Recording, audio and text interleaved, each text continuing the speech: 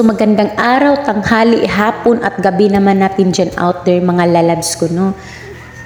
So for this ganap lang din mga lalabs, no. May pa-opening nutrition month lang din sa aming lungsod sa Tabugon.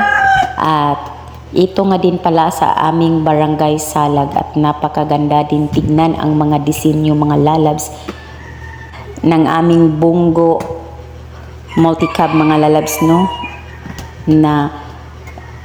At ang dami-dami pa nga din na nakasabit dyan ng mga fruits at saka vegetables kasi nga nutrition month. At sa labas din may disenyo din na mga puno ng saging at mga balloons mga lalabs.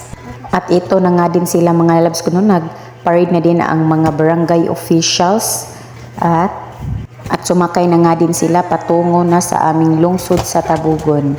So good luck and good day to all barangay officials and BHW members mga lalabs ko. At yan din po pala ang nanguna aming barangay captain na si Cap Ranelo Munares, and follow to all barangay officials. At happiest nutrition month to all again, July 2024. And thank you for watching, babush!